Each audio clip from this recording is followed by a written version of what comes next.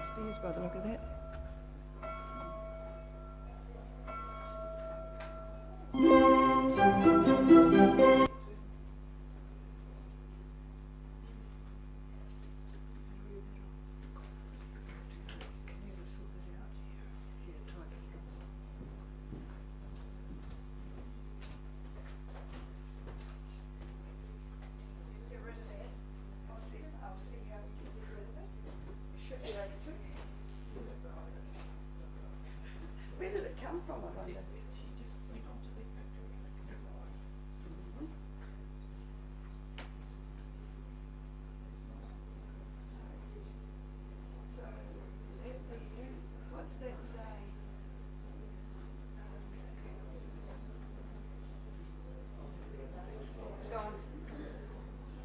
It was, I just found a cross to put it on. Yeah. Again. But the thing was, I saw things more easily down there. Is that she put that on just as the still, or is it going to be Just the still. So that's what we've got in there. Okay, and so Annette's going to play. You can play music. Yeah.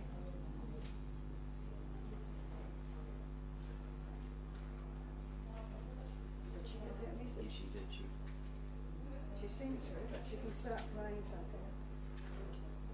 It used to be the case to have half an hour's music as an organist for a funeral, and 3/4 of an hour for a wedding.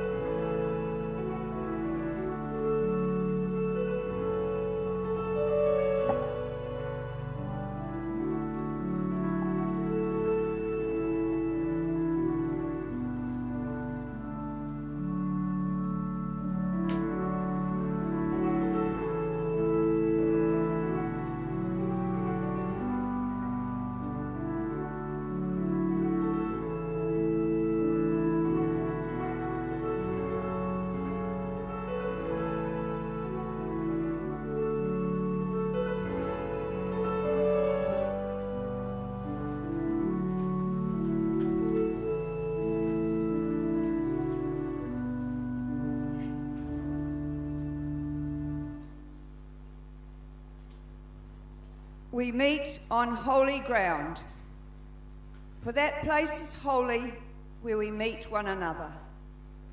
where lives touch, where love moves, where hope stirs, there is holy ground. How strong our need is for one another as we share life and death together. And dear George, we carry our grief at your death. It is lost to us. Blessed release to you. We've gathered in community to remember you before God, and to celebrate the wonder and mystery of that great gift that is life. So, welcome everyone, nau mai haere mai. Friends, family, travellers from afar, perhaps, locals, wherever you have come from to make this journey to be with us today. And a special welcome to those watching through the live stream, watching now or watching later. There's grandchildren, Megan and Corey, both of whom call United States home, and one's in the air on the way back from Barcelona, and the other's in South Carolina. And also Hazel's sister Frida with Will in Australia. You'll be thinking too of others who can't come for various reasons. So let's have them as part of this gathering. I'm Robin McPhail, a past minister of this parish, recognising a few faces, which is good to see. In fact, this was my first parish, and George means a lot to me for those early years. I credit him in helping me stay the distance through to retirement. His support and his patience and wise words in mentoring me in just those 5 years were formative. When we had to move on from here, the support of George and Hazel and Frida and Will in Melbourne were a blessing to our whole family. Now, just a bit of housekeeping. As usual, you exits, of course, where you came in, but we also have exits here. That's a bit more direct than that one, and that gets you out to a gathering place. Facilities are there through from the lounge. Of course, that's where I hope you can be later, and when the service is over, to gather for refreshments together. And mobile phones, probably on silence best, particularly if we've got one of those interesting calls that they make. But anyway, whatever, we are here gathered. The important thing is you are here, we are here. Now, the church may be in the midst of the time we call Lent, but I'm wearing Easter colours today. I do that for these services because this is the day when we celebrate life. As we say here in this place, life in all its fullness. And I reckon we can do that with our first hymn. You may enjoy singing, if not, just enjoy the music. But go with the words as they travel through so many aspects of our life together. The Lord's my shepherd.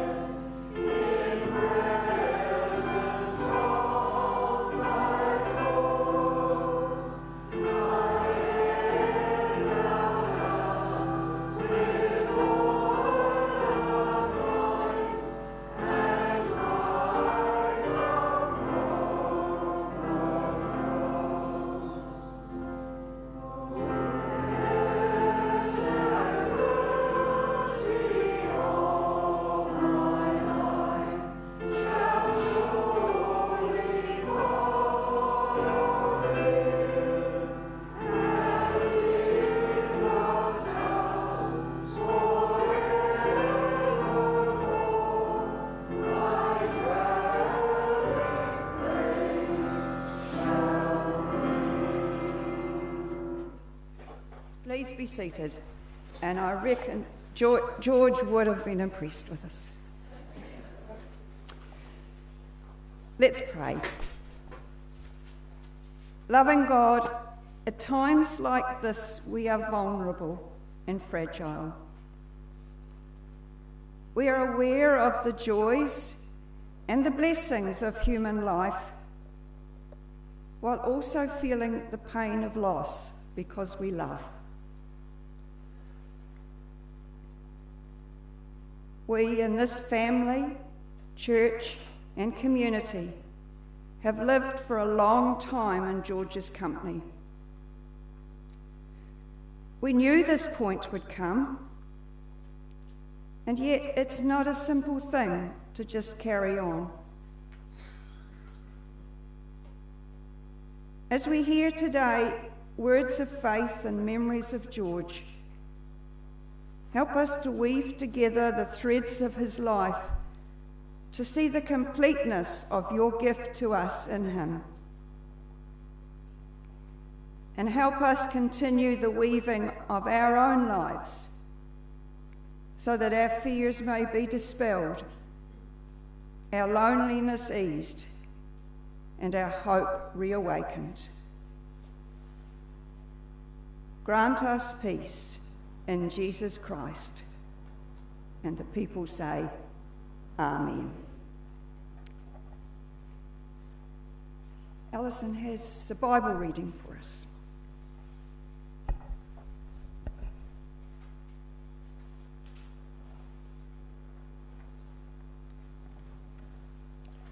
Psalm 121. I lift up my eyes to the hills. From whence does my help come? My help comes from the Lord who made heaven and earth. He will not let your foot be moved. He who keeps you will not slumber. Behold, he who keeps Israel will neither slumber nor sleep. The Lord is your keeper. The Lord is your shade on your right hand. The sun shall not smite you by day, nor the moon by night. The Lord will keep you from all evil. He will keep your life. The Lord will keep your going out and your coming in, from this time forth and forevermore.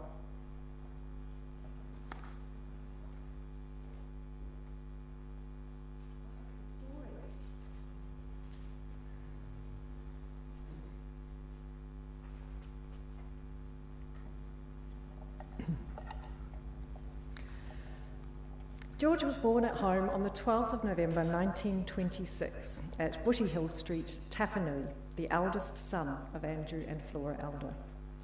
Tragically, his father died by electrocution in a work accident when George was just over 3 years old, and his brother Ian was only a baby. The young family moved to his grandmother's house in Tapanui, where his Uncle Donald acted as a substitute father figure for the two young boys. His mother Flora married Charles Duff in 1937, and the family moved to the Edivale property of Gowan Braes. He attended Tapanui Primary School until August 1937, after which he had a year at Edivale Primary School. The sole charge teacher considered bringing in the hay and burning off the paddock as appropriate educational activities.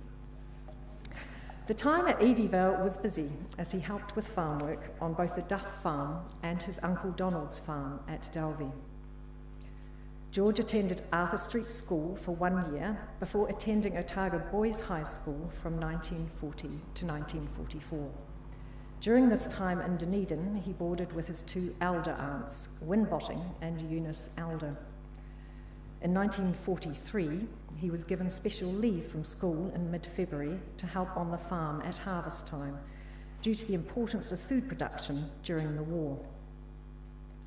He was a talented rugby player, and in 1944, whilst playing for the first 15, he won the team vote for best player.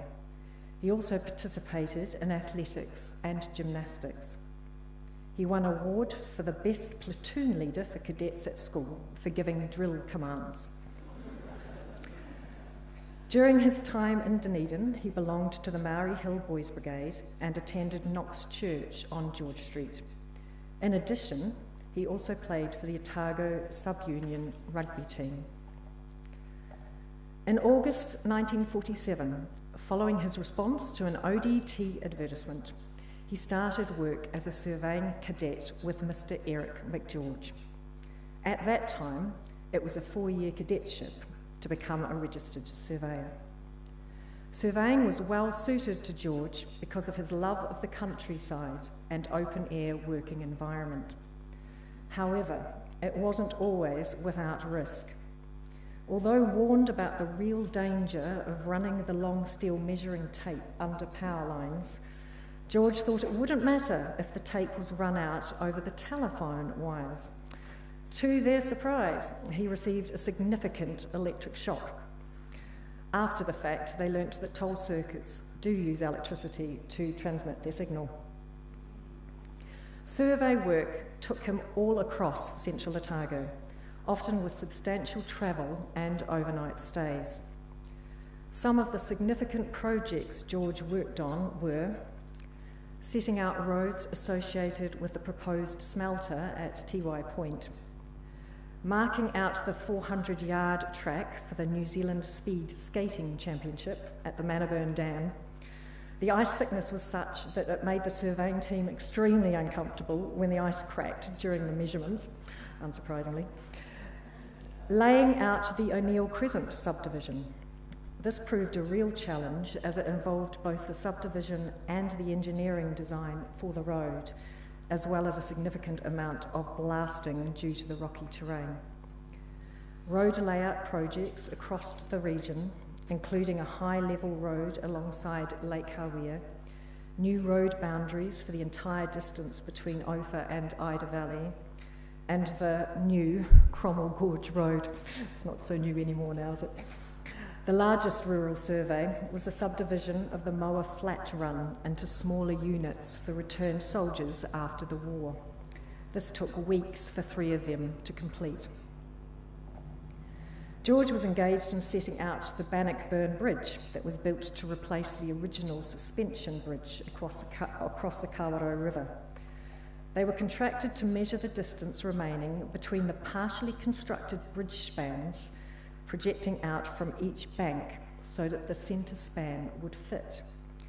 This involved walking out from each side of the river along a beam about 30 centimetres wide, while handling the tape without any protection whatsoever, high above the river. George said it was the scariest and most foolish thing they ever did. Afterwards, the chainman said, "If you want me to go out there for a photo or anything, I'm not going." George believed he started driving by the age of 12, after his mother bought his first car. Flora was learning to drive, and his stepfather preferred to be a passenger, so George was the driver. His first driving licence was obtained just 17 days after his 15th birthday. George's keen interest in cars and motoring resulted in his participation in a number of different car trials and rallies across Canterbury, Otago and Southland throughout the 1950s. These rallies were considerably different from our modern concept of rallying. For the Sunstrom Rally, participants received detailed route instructions and details of the speed to be strictly followed over each section of the route. Stewards were on the route to monitor any traffic infringements. George lost a place in a rally by running one wheel over the white line. He had some excellent results competing in the Sunstrom Rally, being placed first in 1953 and 1955, and second in 1954. In 1956, he had to retire with a mechanical problem, but obtained first place for written and field tests with 0 points deducted. During rallies, a treasure hunt was sometimes organised for evening entertainment, perhaps to avoid spending too long at the bar. George got a fair ribbing when he brought in a 6-foot-long piece of gorse instead of the required 6 inches. One of George's most enjoyable rally experiences was the all-expenses-paid Mobil gas economy run in 1959. The course was 1,200 kilometres from Auckland to Wellington to Hastings. It was an invitation-only publicity event, restricted to 30 drivers. The Rover 105S he drove won the event for the most economical miles per gallon for their class of vehicle. In 1957, George moved to Alexandra on a permanent basis. He had a strong interest in the YHA for several years and assisted with the building of the Alexandra Hostel and its subsequent management. George and Hazel met for the first time on a YHA trip to Lake Wanaka in 1962 and were married in October 1963. They celebrated their 60th anniversary with their family last year. The family home at Athenry Road was built and occupied just before Andrew's arrival in 1964. George was very family-focused in the following years as the family grew to 4 children. He was part of the Alexandra Primary School PTA from 1973 to 1976 and school committee from 77 to 81. Later on, he was elected to the Dunstan High School Board of Governors. George was a very involved father, helping Hazel by entertaining and supervising the older children while the younger ones were being fed, and playing a very active part in bedtime routines.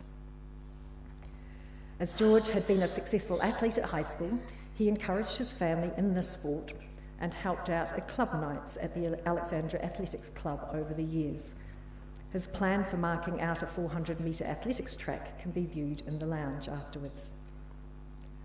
George's association with this parish started in 1947, whenever his work brought him to Alexandra.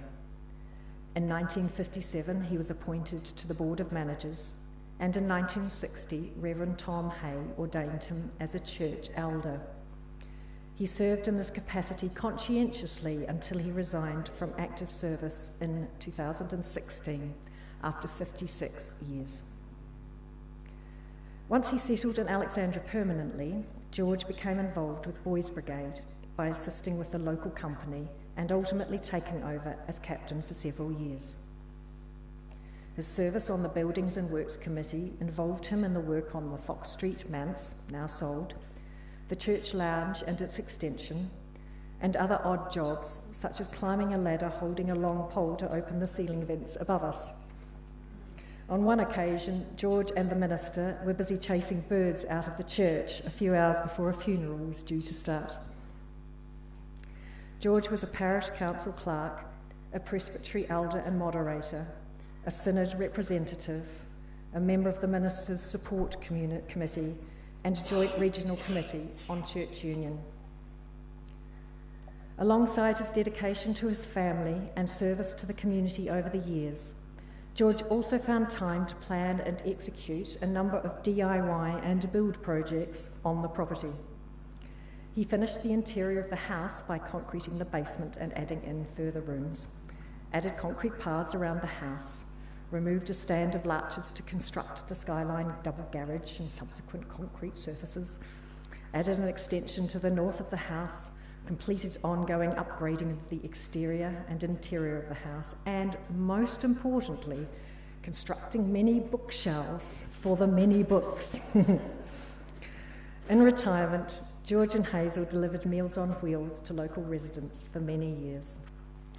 In later years, George could be found happily pottering around the property or the cellar, often seen in his overalls, taking care of the seasonal tasks as they arose. He was able to attend to tree trimming with a chainsaw in his 90s, no mean feat for any of us. Throughout the many activities of his long life, George formed relationships with a wide range of people, both in the family and in the wider community. We say farewell to George as husband, father and grandfather, brother, much loved family member and friend.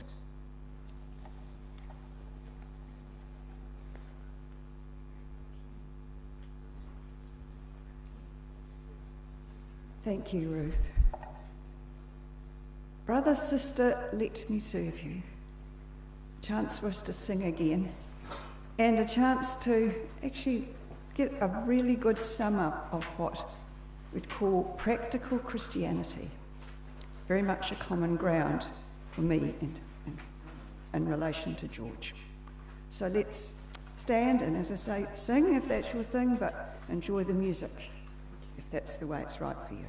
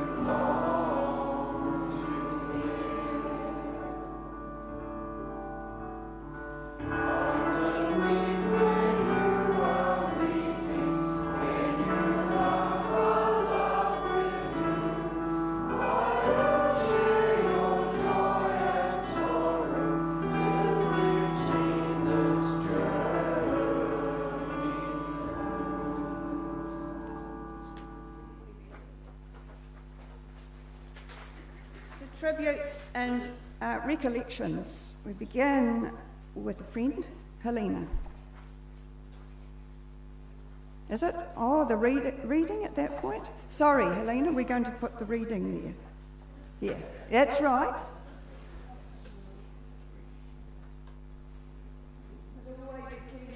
Yeah. This is a reading from Eddie Askew's Book of Meditations and Prayers. Lord, you are the still centre of every storm. In you is calm, whatever the wind outside.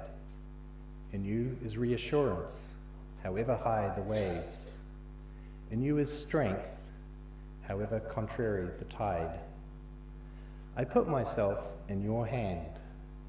The sea is vast, no landmarks. I don't know the way. At times I can't even point to north, or where the sun sets hidden by cloud.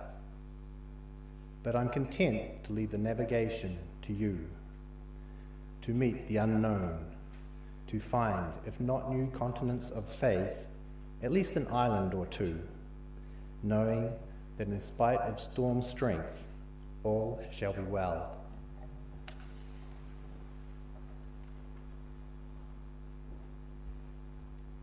Question for any parish councillors from the way back. Do you recall George reading that for opening devotions? Yeah. It's George, isn't it? Now, Helena, it's good. Identify who you are. Please come.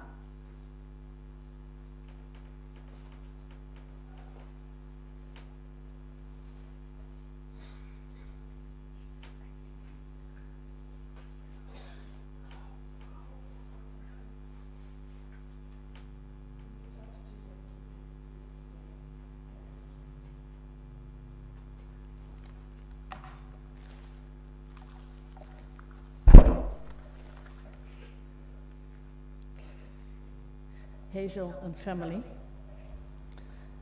George attended Otago Boys High School and after that began surveying, a career that took him throughout Central Otago.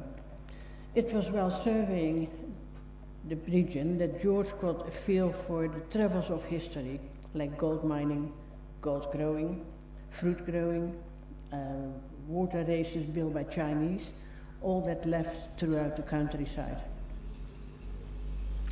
He soon realized the importance of preserving and recording this history for future generations. So in 1970, George became a member of the Alexandra District Historical Association. which is the Alexandra Museum. Very shortly after that, he became a committee member and, in the early 90s, president.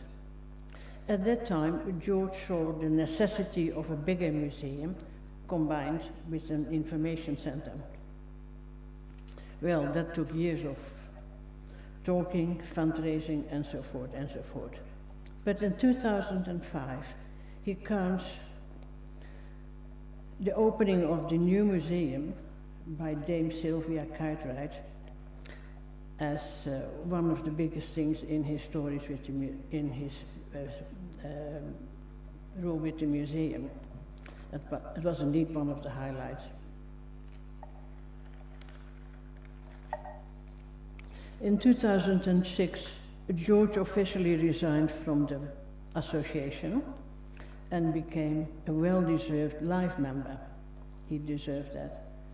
He did not sit still though. He became chief float builder, a float builder for the museum's entry in the Blossom Festival parade.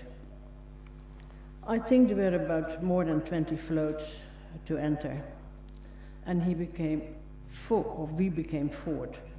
That is something. He did an extremely good job with that, and it was a lot of fun for us to work to float building. In 1896, William Vallance, a gold miner who also worked on the gold dredges, he built a little cottage on Sampson Street. It was built with sun-dried mud bricks. William and his wife brought up 8 children in that little cottage. There was no TV in those days. By 1994, the cottage was empty for some years and dilapidated. To make a long story short, the cottage was, well, let me say, damaged, very damaged. But we set up a group of volunteers to celebrate the efforts of the town's pioneers, with George very much involved. Making mud bricks. Remember Hazel with Lynn Dyke. Was quite a dirty job. We were there as well.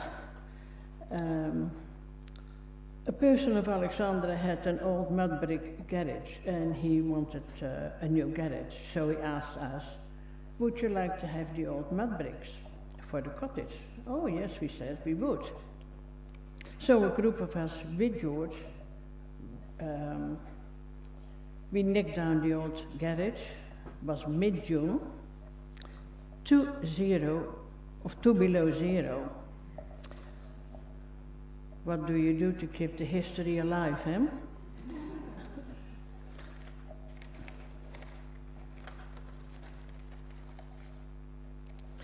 The water wheel was a big story in George's life. The water wheel is in front of the museum, as you probably all know. And it was another thing George was very concerned. It's up there, but it has no use up there anymore. So he thought, well, bring it down. It was built in Dunedin in 1879, and it was brought up the old man range with bullock teams. I don't know if people remember bullock teams, but it was a big job. Quite a lot of bullocks from all over New Zealand were brought, well, the South Island were brought down to help. That was in 1882. For all sorts of reasons, mining up there was quite difficult. And so they left the water wheel up there with the stamper battery. There was no use of it because of the weather, of all the other situations. In the 1960s and 70s, some great men of Alexandra throughout said it would be great to have the wheel down for the at the old museum.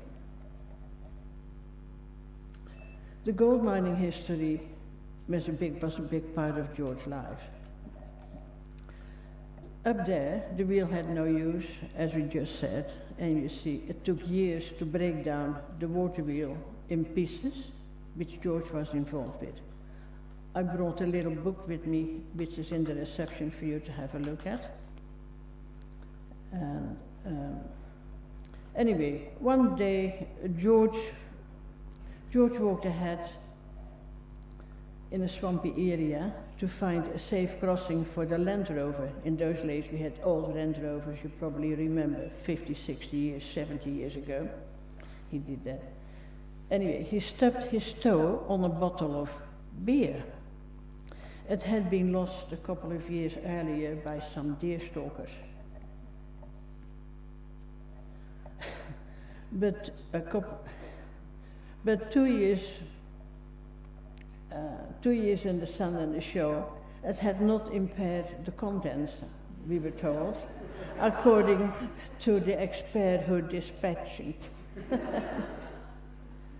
We had lots of stories with George, really. In the 1990s, we had 3 big floods, river floods. 1994, it came to the steps of the museum. 1995, inside the building, it was knee-high. November 1999, we had a big flood. It was a real big one. Again, it came into the museum above knee-high. Dear, oh dear, George was there and a lot of us helpers to empty the building in the middle of the night and day. It was never a dull moment, George, was it?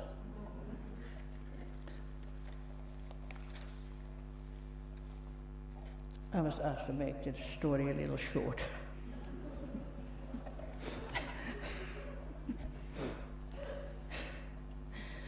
George, you lived a long life and a happy life at Hazel.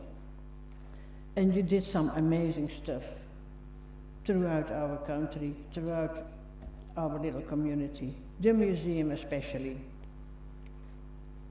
You did some amazing stuff. For me, it was a privilege to know you, George. Thank you, Hazel. Thank you, George.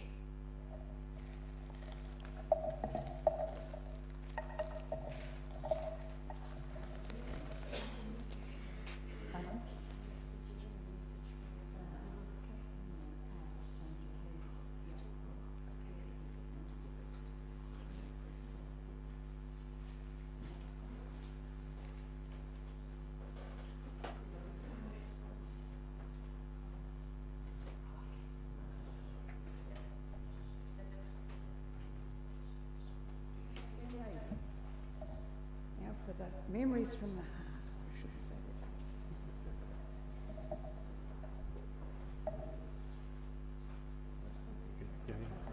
Yeah, that'd be good. Well, I think everyone knows me. I'm Andrew, George and Hazel's son. Now, I'm not sure how many of you know this, but Dad was a confirmed procrastinator when it came to writing speeches or parish council minutes. These documents were often completed late in the night before they were due. I'm a little more prepared than that, but not by much. Earlier, we heard about Dad's Sunstrom Rally Awards. He also enjoyed sharing his driving skills with me as I learnt to drive. Before I had my license, weekend driving practice would often see me navigating farm tracks instead of sealed roads. Learning how to pick a driving line through a ford and choosing the correct entrance and exit angles to prevent getting stuck on steep banks was one of the skills he was eager to impart. I also got to work with Dad on some surveying jobs, and on those he took care to teach me how to drive the family car on four-wheel drive farm tracks without getting stuck, or at least not getting badly stuck. As a teenager, I was also told that if I was approaching a corner too fast in our VW Beetle, the correct thing to do is to change down a gear and accelerate, because if you touch the brakes on a VW Beetle, the wheels go in and the car rolls. So I never rolled the VW, but but I don't recall whether I was ever going too fast into a corner and had to use that technique. Another time I remember Dad saying to me, "Anyone can drive with a lead foot." I don't recall the context for that one either, but I suspect it was one of Dad's many snippets of advice that he gave to us to help keep us safe. Even after I left home, Dad still gave advice if he thought the finer aspects of my driving were not perfect. I remember we were driving together on a gravel road behind the airport somewhere, and Dad told me that my driving was fine. I was taking a corner. He said, but it would be better if I let all four wheels drift just a little bit. And I don't really know to this day exactly what he meant by that. My dad was a kind and gentle man, quick to laugh, and extraordinarily slow to anger. I benefited from this slow to anger part when I bent the driver's side door of our VW backwards on a garage door frame when I was 14, when I was pushing it out. Of course, I later learned that when my dad was 10, he did something similar with a truck in Tapanui, where it escaped from him, rolled down a hill and hit a fence. Dad would always delight in telling such stories of his misadventures with a twinkle in his eye and a happy smile. He liked to inject humour into life wherever he could. One of our often repeated family stories is of his proposed wedding hymn selection of "Courage, brother, do not stumble, and rescue the perishing." I always felt my dad looked for the essence of things, whether it was people, relationships, or how to make a really strong fence. All the DIY projects he undertook were done with lots of planning and structural integrity. After all, as my dad would say, if it is worth doing, it's worth doing right. My dad was not a chatty man, but he was always ready to listen. When visiting from overseas, I wouldn't get lots of questions about my life, but there would still be time to share while working on some random minor project around the house, of which there was a never-ending supply, and if Dad was short, he would just make them up. Dad didn't really have his own agenda of activities. Instead, he generously gave his time to family, church, and community. When I was a teenager, Dad was a Boys Brigade officer.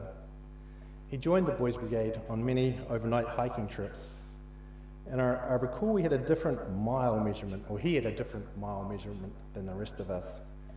Us boys would be thinking we'd walk for like 4 miles, and we'd ask Dad, well, how far have we gone? He'd say, 2 miles.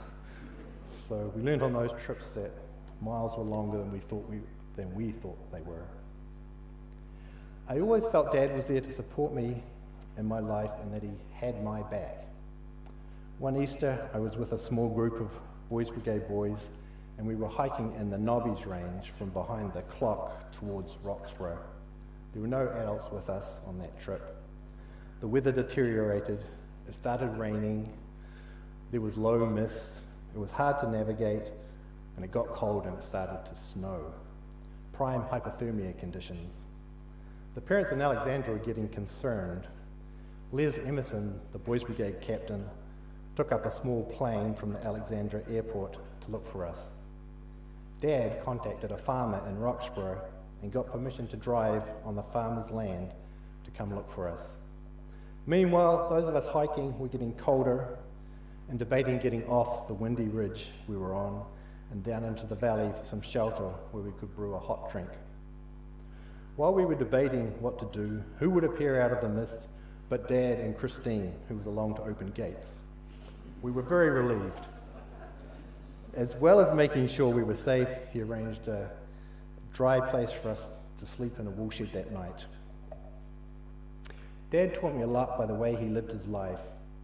He didn't preach to me that I should do this or not do that. He didn't believe in getting ahead at the expense of others, and he didn't make money the focus of his life. He placed a high value on being a trustworthy person and in living a life of integrity. He valued loving his wife and family and also caring for the larger community. I am thankful I got to be his son, and I will miss him.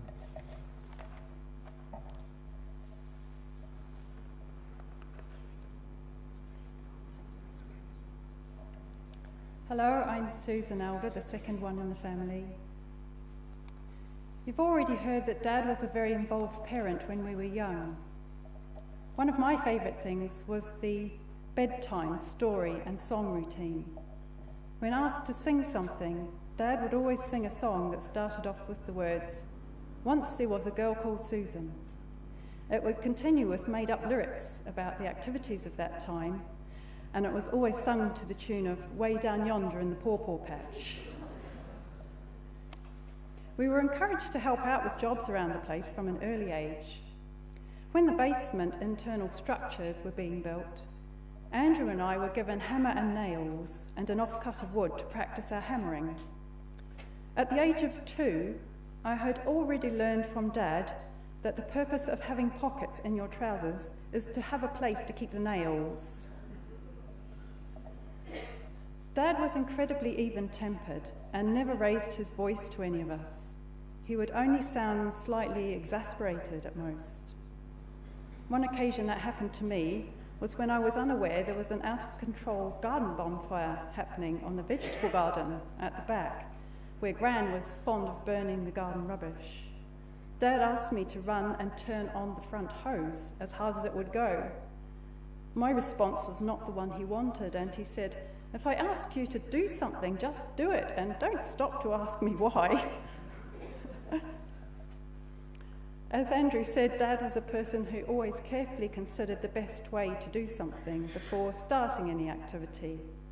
His way of thinking was the measure twice, cut once variety, and don't start doing something before you know how you're going to complete it. One small example of his clever thinking was the way he used to load the trailer with garden waste for the tip. He had a specific length of rope he used to place inside the trailer before putting all the branches into it. Then when it was fully loaded, you just brought the ends and middle of the rope to the back. Once you arrived at the tip, one long tug would pull the load off very efficiently in one movement while everyone else was taking ages to shovel things off their trailer. Since Dad had been a successful athlete, particularly over the 110 yards and 220 yards sprint events, he thought it would be good for some of us to join an Alexandra Athletics Club. Dad was involved with helping out for at least 10 years, as I'm sure I started there when I was 7. Towards the end of my high school years, in order to prepare for February athletics competitions, I had a training schedule to complete over the summer holidays. If there had been a cricket match on during the day at Molyneux Park, Dad would come up with me and supervise, just to make sure that I was safe from any interference from spectators late leaving after the end of cricket. That was the kind of man he was. He wanted to keep us all safe. Since athletic competitions were nearly always away from home, Dad did a lot of driving with me to venues near and far. On one occasion, I remember driving back from Christchurch to Alexandra via Danzi's Pass without stopping. Needless to say, after having been competing in athletics, my legs had completely seized up and I could barely stand while Dad emerged fresh as a daisy. Dad had a couple of unusual physical attributes that we found endlessly fascinating as children. Firstly, he could wiggle his ears up and down, like this. And secondly, no matter how hard you tried, it was impossible to tickle him on the soles of his feet. Mum and Dad collected a lot of useful things over the years, and these are mainly stored in the basement. Dad was very generous, sharing these items with anyone who asked or who needed something he could provide.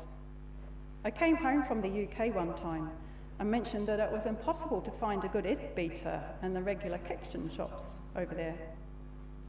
A couple of days later, as I woke up, I noticed a lump under my pillow and found an egg beater hidden there.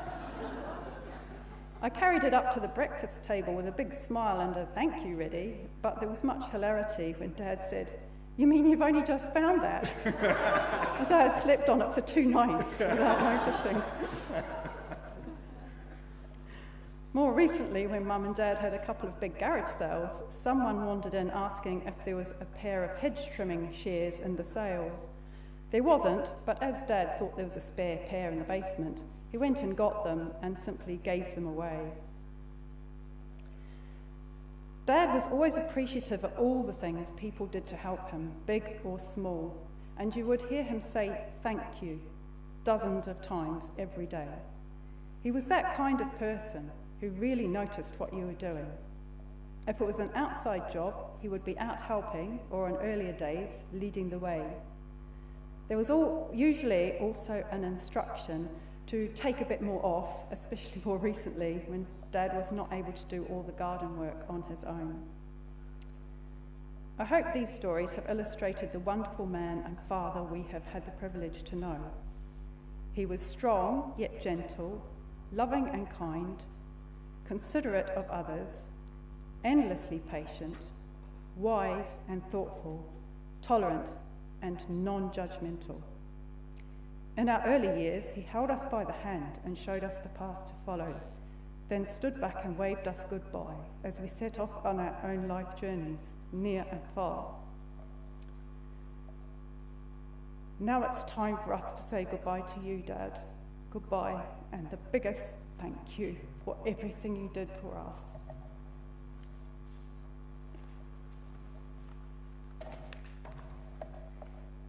I'm Christine, I'm the middle daughter.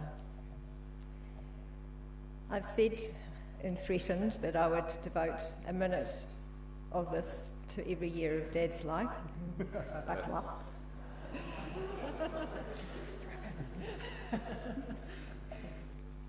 Dad was very gentle, and as others have noted, very kind.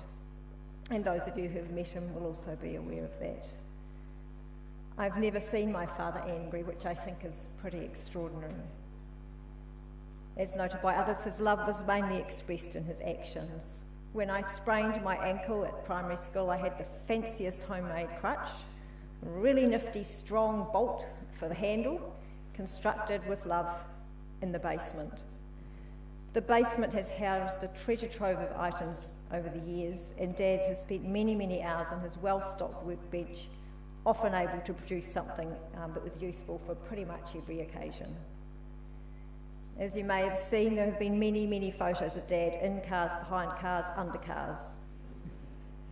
Whilst I did also get formal lessons, he also taught me to drive, and I can remember him putting various cars in peril by allowing me to practice parallel parking down at his office. He'd set up 2 cars, and I'd be in the 3rd. I might add that he had lightning-quick reactions when I tried parking downtown in Alexandra and my foot slipped on the accelerator. He pulled on the handbrake pretty quickly. When I got my first car, he also made sure that we all knew how to change tyres when we got our first cars, and he provided me with a length of pipe, which enabled me to get a bit more leverage on the tyre iron if I ever had to change my tyres on my car. Mine lived in the bottom of my car footwell, and I'm not quite sure what happened to it. I do believe that if I was pulled over by the police at any stage, they probably would have looked at it slightly askance and regarded it as an offensive weapon. Dad also taught me how to drive in snow. He loved to go out in the car when it snowed, and on this occasion we were out somewhere in Ernstklou.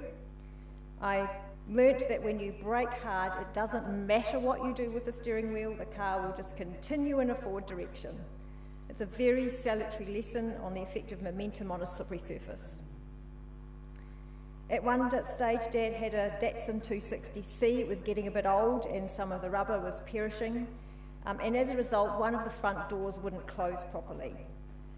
We were attaching a trailer to take some stuff from one house to next door, and uncharacteristically, Dad asked me to adjust something on the trailer.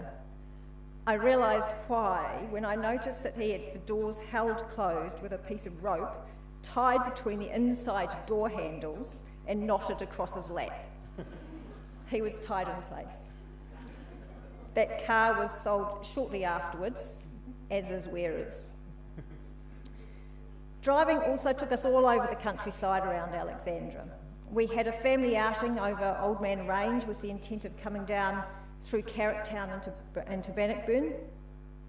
Some of the road was very much more of a cart track, and Dad would look at it carefully to figure out which bit of the track to go over without grounding the car and getting us all stuck.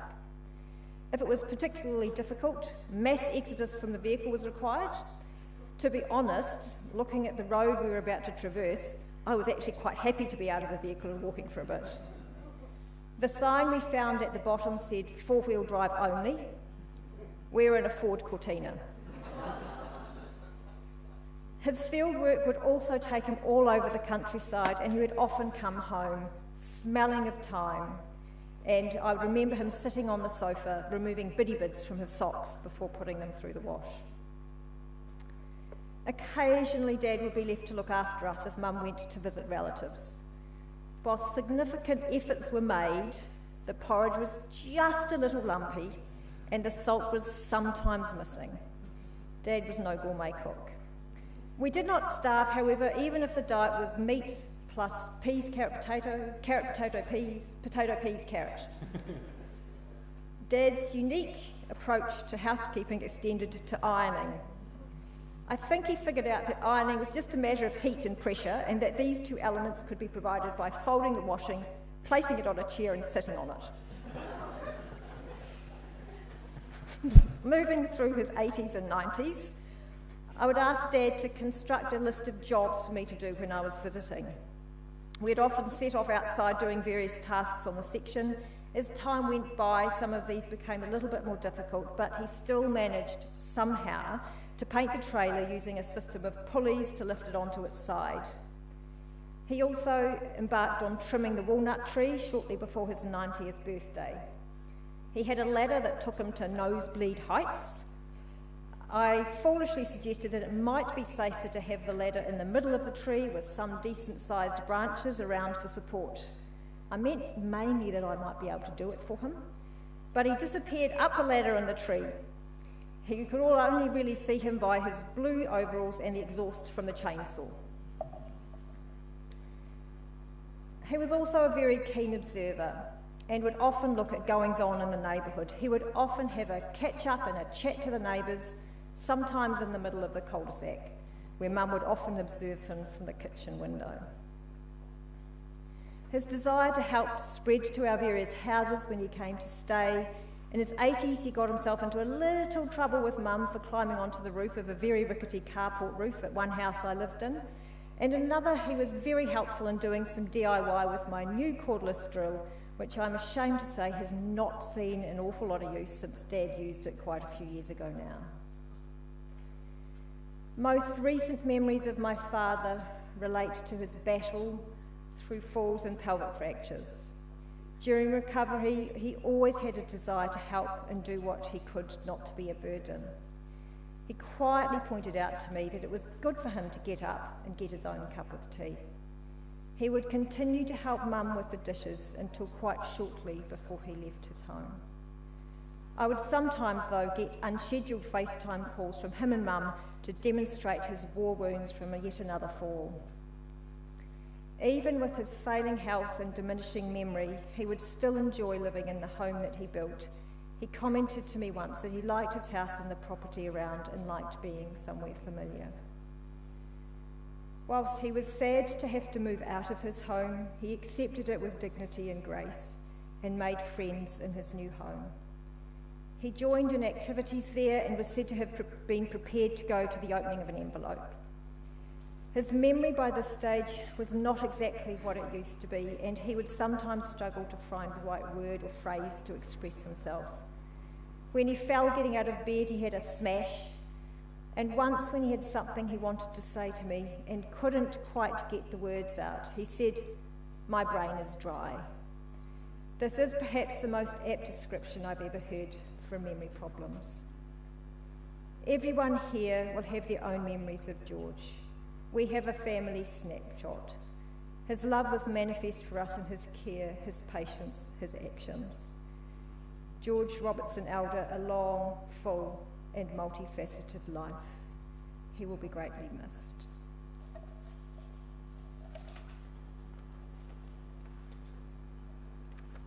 Just a few more comments from me. I'm Ruth, the youngest of George and Hazel's children. As we have already heard, Dad's life has been filled with physical activity and endeavours. Despite his ailing health in later years, he applied himself diligently to physio exercises following his hip operation. His admirable determination to regain his mobility at age 94 remains an abiding memory for me from this time. Of course, his recuperation meant ceding some of his many outdoor tasks to others. Dad was instructing me on the finer points of how best to mow the small section of front lawn, and before I knew it, he was off with the mower like a motorised Zimmer to get the job done. One time when we were all home for a visit, Dad asked us children to join him on a mysterious night mission, the task being to locate a survey peg for the boundary of a neighbouring property. Apparently, Dad considered it best to complete this under cover of darkness to avoid observation.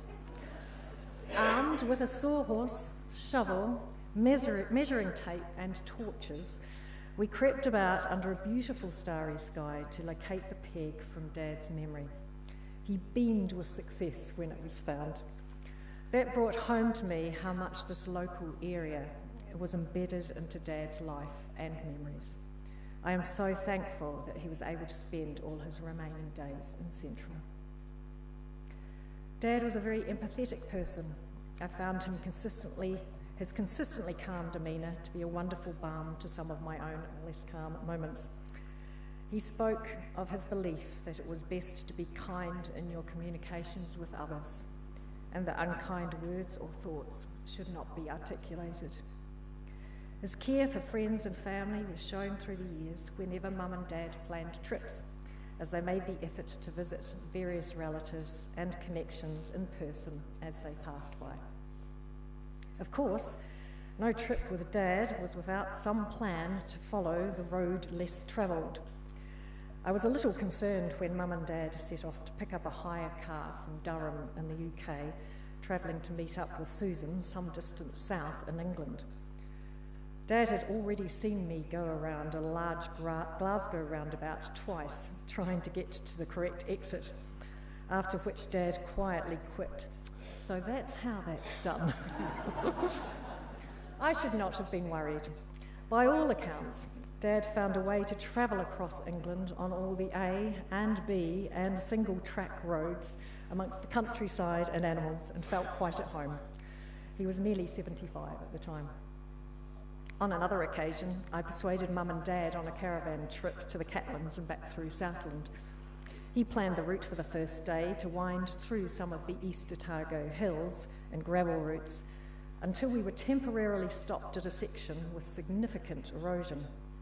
It required a careful amount of manoeuvring of the Datsun and the caravan to pass, only to find the road closed sign in place at the other end of the road. Dad was welcoming to visitors over the years, whether family, friends or strangers. Although the number of items, as already mentioned, in the cellar is somewhat mind-boggling, there was always something of interest to show. Many of you may have memories of Dad demonstrating one of his manual calculating machines, the Oddners, or perhaps he set up and explained some workings of an old theodolite. I wish in hindsight that we had set up Dad with his own YouTube channel to demonstrate how to use an Oddner, as he had seen a video where the calculator was used incorrectly. There are so many stories that demonstrate Dad's mischievous sense of humour. We don't know all the fun and games he must have got up to on his various trips when he was younger, but we do know that by the time he got to his own wedding, his evasion of post-reception hijinks was, or rather had to be, planned with military precision. Escaping on foot down steps next to Mum's family home, Mum and Dad got into the VW parked one street below, drove over to a carry to change cars to the Morris Oxford, over to Green Island to get changed, and finally to Milton to stay the night and collect the caravan for their honeymoon. The Great Escape was a great success. He avoided any post-wedding shenanigans that we suspect he himself had delivered at a number of prior weddings. He gave me a big surprise on my 15th birthday when I went to open the passenger door of the VW, only to be told by Dad that I was driving home.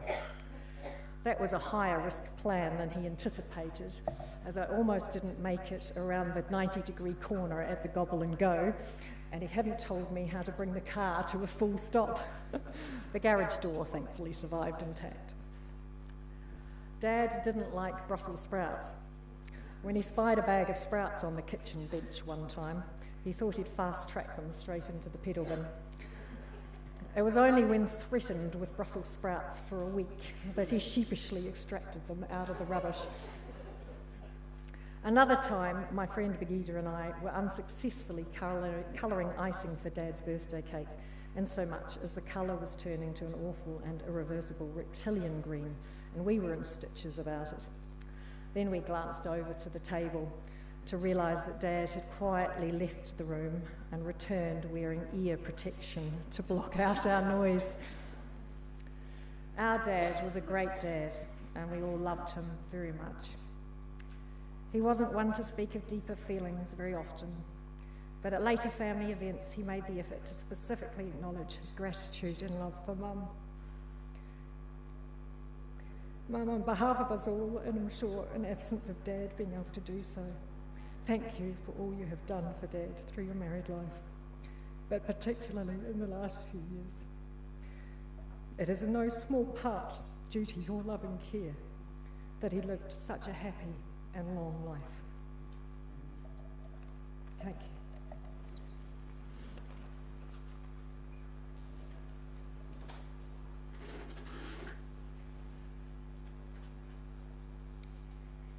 Thank you so much for reminding me, for reminding us. Yeah. I'm sure others have had the memories come back, and there will be time, if you can stay for the cuppa, that's where we continue to share our memories. And in all the time ahead, I'm sure Hazel will never tire of hearing stories. Yeah. So let's pray. Eternal God, before whom generations rise and pass, we thank you for George, for the memories, for the values lived and handed down, for love given and received, for the joy of good times and for making it through the hard times, for the sheer gift of this unique person. Source of life and love, we may feel reluctant to let him go, and yet we know we can entrust him to you now, to the mystery that is named your safekeeping.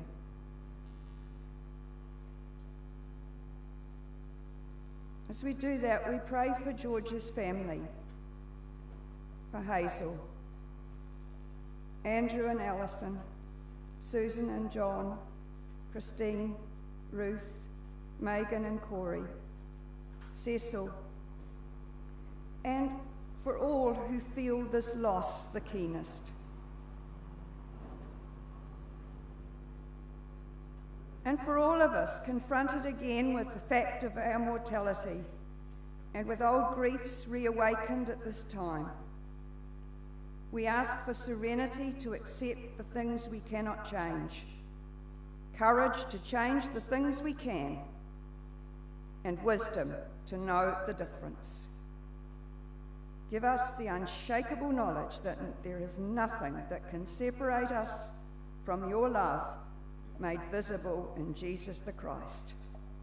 And the people say, Amen. Just this week, a magazine arrived in my mailbox with a perfect short reflection for what we have here today. Tui Motu, the independent Catholic magazine. It's a little piece, part of something written by Mike Riddell, who rests in peace. He writes, "Death creeps into our lives by stealth. Every loss, every goodbye, every ending brings us to a small grief. Little deaths practicing for the big one. The essence of dying is the art of letting go." Without witnessing death, without knowing that it is an essential part of life, we too easily become reluctant to embrace it. We teeter on the edge like terrified bungee jumpers, refusing to take that final plunge into the unknown. Anxiety is not the most helpful of companions to accompany the dying. This is where faith comes into the equation, the faith in the goodness of life, however that may be framed. It is the belief that nothing good is wasted and that our own existence is a part of the good. At the centre of our gospel story is the strange idea that neither death nor the forces of death were enough to subdue the abundant life that was in Christ. This is not so much a celebration of life after death, as the recognition of a life that is so magnificent that death cannot defeat it. That life begins here and now. Only those who cleave to life and explore its outer reaches can feel confident enough to lay it aside when the time comes.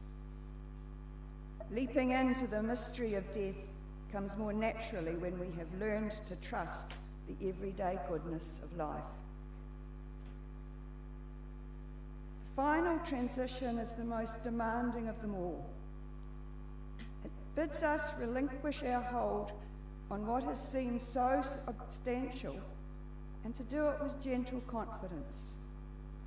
It seeks our deep trust. The best preparation for a good death is a good life. A life that is generous, adventurous, humble, festive, accepting, honest, and loving.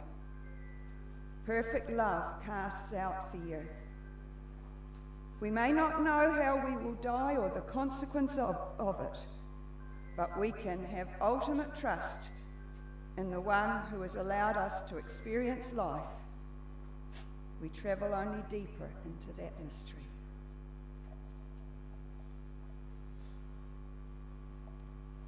That's the man I knew, and sharing that wee bit of my life with George. And that's the life I know, and the sense of what we're about as we've gathered here.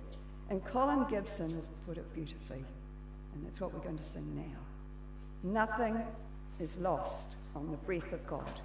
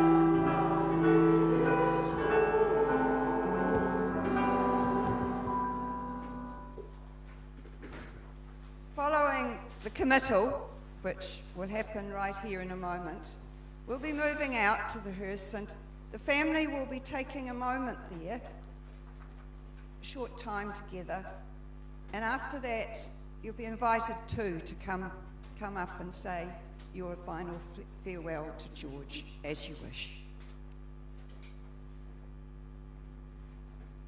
Jesus said to his friends before his death, "Do not let your hearts be troubled. You trust in God, trust also in me. With God there is a place for everyone. Peace I leave with you. My peace I give you. I do not give as the world gives.